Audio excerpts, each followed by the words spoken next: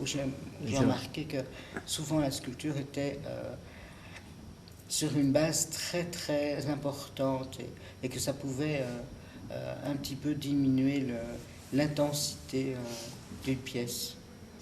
Et j'essaie toujours au contraire de mettre des bases les plus fines qui soient.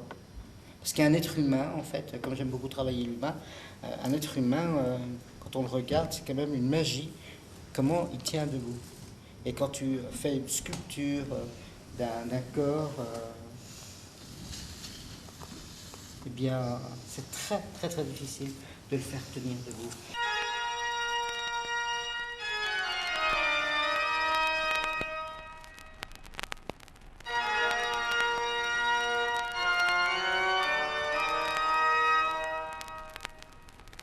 Ça fait combien de temps maintenant que tu vis à Bruxelles? 20 ans. Ça fait 20 ans. Plutôt, j'ai vu ma maman sculpter quand j'étais enfant. Elle peignait aussi. Elle jouait du piano.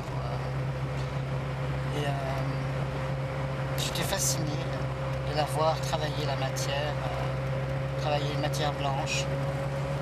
Elle faisait de la restauration. Et elle était douée. Beaucoup de talent. Comme j'avais eu un parcours chaotique dans mon enfance, dû à ma santé, dû à mes problèmes familiaux, je n'accrochais pas aux études et plutôt que faire mes devoirs, je faisais de la sculpture. Et j'étais vraiment fasciné. Et dans le moment de l'adolescence, comme je t'expliquais tout à l'heure que j'étais en conflit avec ma représentation physique, eh bien ce que je faisais c'était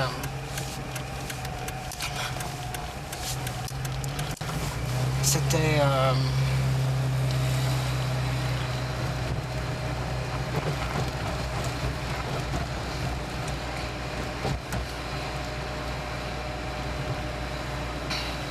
de la sculpture. C'était vraiment quelque chose qui me bottait vraiment pleinement. Et je me réfugiais dans ce monde-là. Et un peu comme un autiste. J'avais lu dans la Bible que le Dieu prit une meute de terre et fit l'homme à son image. Et donc ça m'a marqué. Et je me disais au fond, moi je n'ai pas envie de faire des hommes, des humains, ou en tout cas à mon image, je mets à l'image de gens que je trouve beaux. Qu'est-ce que moi, dans mon fort intérieur, je trouvais beau. Et donc j'étais fasciné par la plastique humaine. Bon, d'accord, j'avais ce corps-là, mais je pouvais transcrire de la beauté. Et donc je pouvais m'échapper de mon propre corps et par mes sculptures et dire bon ben je suis comme ça mais je peux donner autre chose.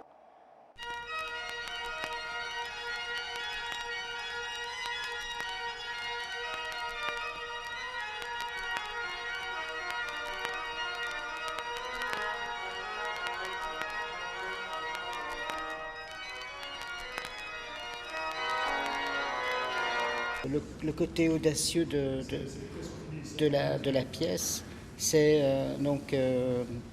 tout est aéré, il y a des petits talons. Donc ce qui fait qu'on a vraiment, on est dans la maîtrise de la matière. On sait pas, dans la sculpture, surtout dans les premières années, on ne fait pas tout attention à la base. Là, même la base ici est soulignée, est aérée, ce qui offre vraiment une fluidité. Il n'y a pas de zone d'ombre.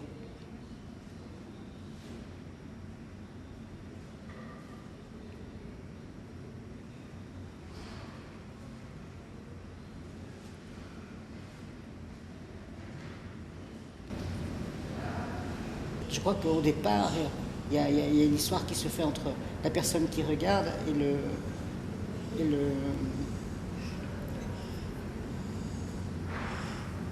Il y a un dialogue qui se fait entre les deux. La télévision. Ah ouais. Ouais. Alors, c'est sur une chaîne. J'ai la possibilité d'avoir une chaîne câblée. Donc, je choisis, je zappe, parce qu'il y a des choses que je ne peux pas. J'ai besoin donc de me connecter à l'extérieur tout en étant dans mon intérieur. Et par exemple, il y avait des trucs de mode. Hein, il y avait, je sais pas moi, il y avait un couturier de Dior ou comment il s'appelle, cette espèce d'allemand là, très très coincé là, Karl Lagerfeld, et, ou un autre, et bon, et hop, moi j'étais transporté, et en même temps, bon ben, j'avais envie aussi de faire des figures, et il y a certaines figures qui sont véritablement, je veux dire, des croquis de mode, où j'abandonne un peu mon idée première de faire des personnages qui attendent le train.